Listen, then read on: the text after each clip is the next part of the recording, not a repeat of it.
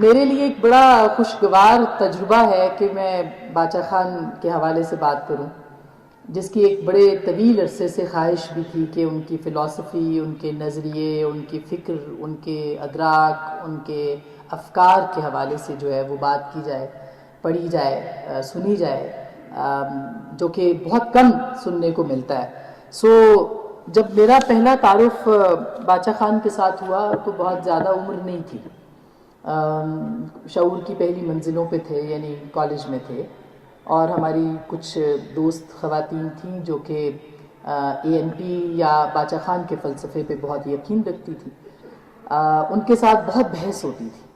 تو جو پہلا تعارف ان سے ہوا، اس سے پہلے جو تعارف تھا وہ یہ تھا کہ جو انفارچونیٹلی ضیاء الحق کے دور میں پیدا ہونے والے ہر بچے کو بتایا گیا تھا، غدار، کافر اور سرحدی گاندھی اور یہ وہ سب جو کہ باچا خان کے ساتھ لاحقے لگائے گئے تھے اس زمانے میں، اور انفارچونیٹلی آمریتوں میں ان سارے حوالوں کو جو ہے بہت زیادہ پروموٹ کیا گیا۔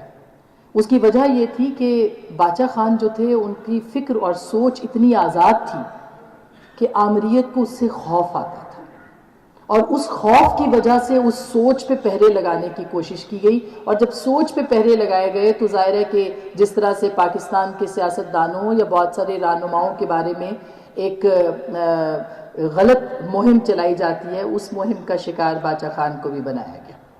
لیکن وہ اتنے بڑے تھے کہ ان کو کوئی فرق نہیں پڑا۔ باچا خان کی فکر اتنی اونچی تھی کہ بونے ان کو چھو نہیں سکے۔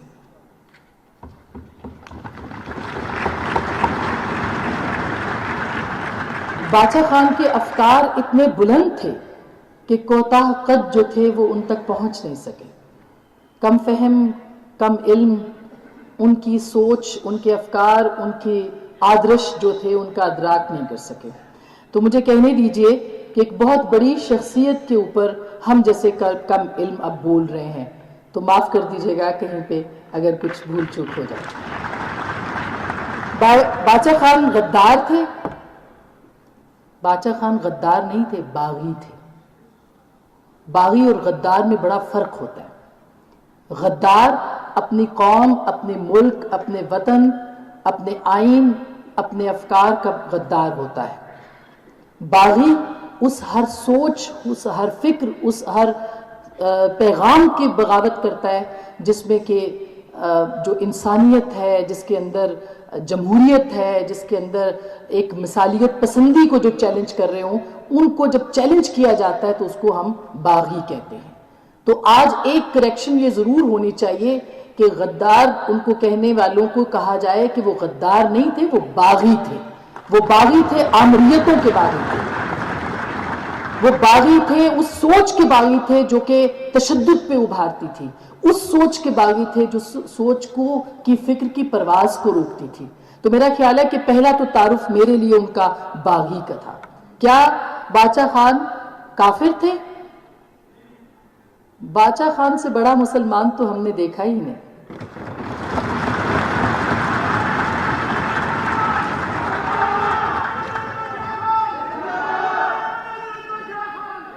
اور میں ایک پنجابی ہوتے ہوئے یہ بات کر رہی ہوں کیونکہ میں نے ان کو سمجھا ہے کسی حد تک، اس لیے میں یہ بات کر رہی ہوں۔ ان سے بڑا ہم نے اسلام پسند، اسلام دوست اور محب رسول نہیں دیکھا۔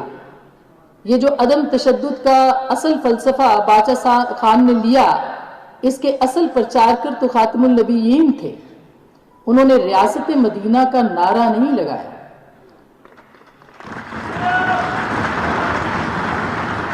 انہوں نے ریاست مدینہ کا نعرہ نہیں لگایا، ایک محب رسول کی طرح عمل کر کے دکھایا۔ انہوں نے ریاست مدینہ کے نعرے پر سیاست نہیں کی، بلکہ انہوں نے اس فلسفے کا پرچار کیا جس کا رسول عربی ہمیشہ کہا کرتے تھے کہ اگر کوئی ایک تماچا مارے تو دوسرا تماچا سامنے کر دو۔ اور مجھے یہ پڑھ کے بڑا خوشگوار مجھ پہ حیرت ہوئی کہ لوگ کہتے ہیں کہ گاندھی عدم تشدد کے فلسفے پہ یقین رکھتے تھے۔ گاندھی نے یہ فلسفہ کس سے لیا وہ کسی کو نہیں پتا۔ گاندھی خود کہتے ہیں کہ میں نے یہ فلسفہ باچا خان سے لیا۔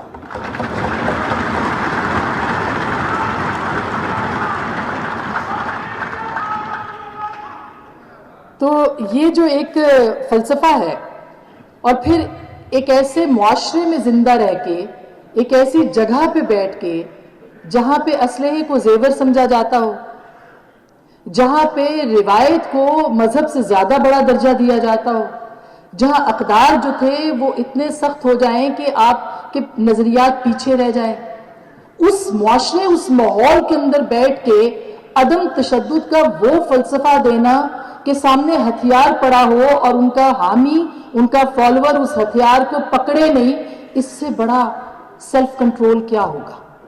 اس سے بڑی جدوجہد اور جہاد کیا ہوگا کہ آپ اس بات کے اوپر یقین رکھیں کہ آپ کا اسلحہ، جو آپ کا زیور ہے، وہ آپ کے سامنے پڑا ہے، لیکن آپ نے اس کو اٹھانا نہیں ہے۔ یہ پختون کے لیے اس سے بڑا چیلنج باچا خان نے کوئی دیا نہیں تھا۔ اتنا بڑا چیلنج، اتنا بڑا کام کہ آپ نے پختون کا زیور سائڈ پہ کرا دیا اور آپ نے کہا کہ چلو اب اپنی سوچ سے لڑو، اپنے بیان سے لڑو، اپنے انداز سے لڑو۔ یہ ولی کیا کرتے ہیں، یہ کام انسانوں کے نہیں ہے، انسانوں میں چھپے ولیوں کے ہیں۔ ایک ایسی فوج بنا دی جو یہ نہیں کہتی تھی گراؤ، جلاؤ، آگ لگاؤ، بلکہ ایک ایسی فوج بنائی جو کہتی تھی کہ ہم خدا کے خدمتگار ہیں اور ہم خدا کے پیغام کو، محبت کے پیغام کو، انسانیت کے پیغام کو، عدم تشدد کے پیغام کو پھیلانا چاہتے ہیں۔ روشن خیالی کی بنیاد رکھی، سوچ پہ لگے ہوئے پہروں کو اٹھانے کی کوشش کی، اور یہ باچا خان جو تھے انہوں نے اس فلسفے کی بنیاد رکھی جو کہ پختونوں کے لیے خواب تھا، وہ تعبیر لے کے آئے۔ خدائی خدمتگار انہوں نے بنا دیے جو کہ جگہ جگہ خدا کا پرچار کرتے تھے عدم تشدد کے فلسفے کو بتا کے، لیکن ساتھ میں چیلنج کرتے تھے۔ دیکھیے تاریخ میں وہی لوگ نام بناتے ہیں اور انہی سے لوگوں کو خوف آتا ہے، انہی سے لوگ خوفزدہ ہوتے ہیں جو اپنے ہاتھ کا استعمال صرف قلم کی حد تک کرتے ہیں، اپنے ذہن کا سوچ کی حد تک کرتے ہیں، اپنے زبان کا الفاظ کی صورت کرتے ہیں۔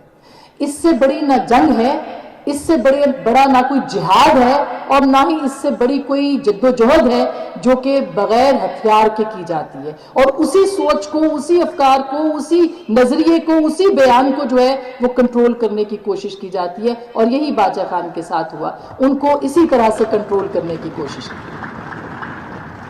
تو خوف باچا خان کے نظریے سے تھا، کن کو؟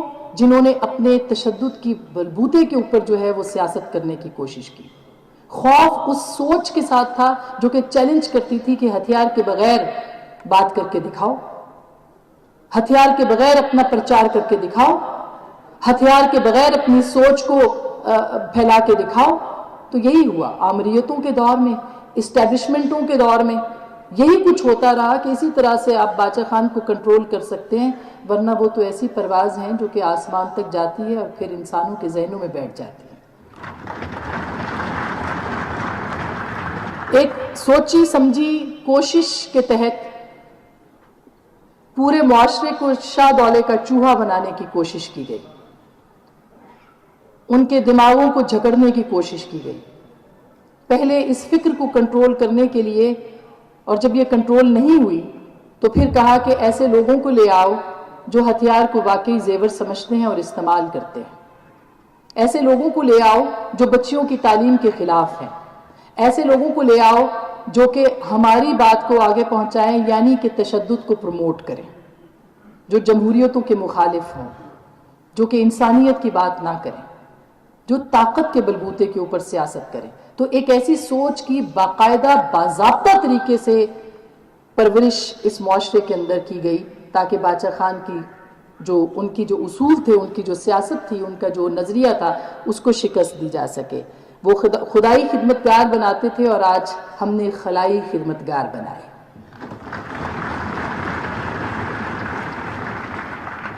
یہی وجہ ہے کہ جب وہ باچا خان کی سوچ پیچھے ہٹی تو پختونخوا ان لوگوں کے کنٹرول میں آ گیا جن کا سیاست سے تعلق نہیں تھا، تشدد سے تعلق تھا۔ وہ جو سہولت کار تھے، وہ جو پیچھے بیٹھ کے ان کی سہولت کاری کرتے تھے، جو طالبانائزیشن پہ یقین رکھتے تھے، جو ان کو دفاتر کھولنے کی بات کرتے تھے، اور آج بھی ان کا گٹھ جوڑ جو ہے ان کے ساتھ ہے، یہ اسی صورت ہوا۔ اب اگر آج کے دور میں باچا خان ہوتے تو وہ کیا کہتے؟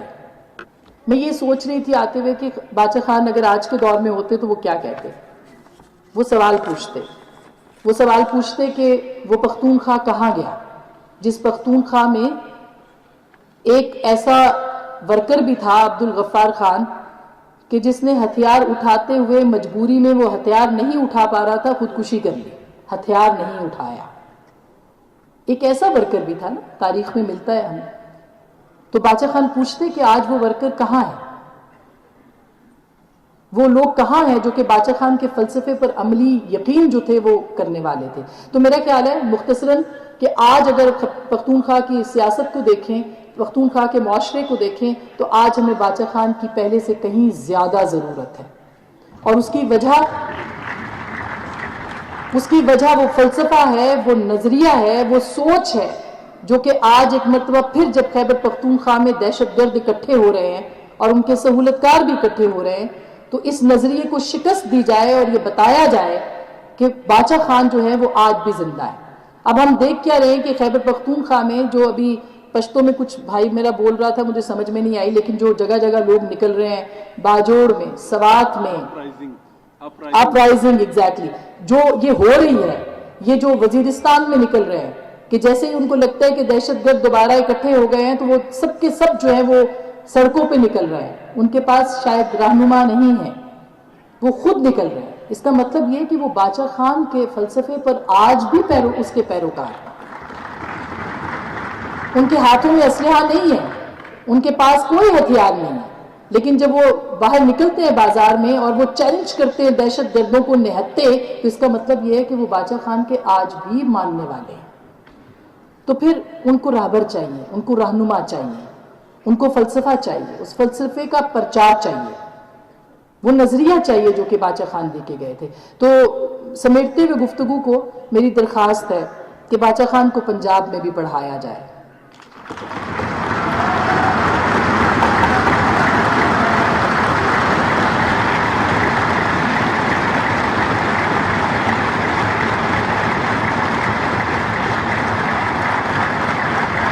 اور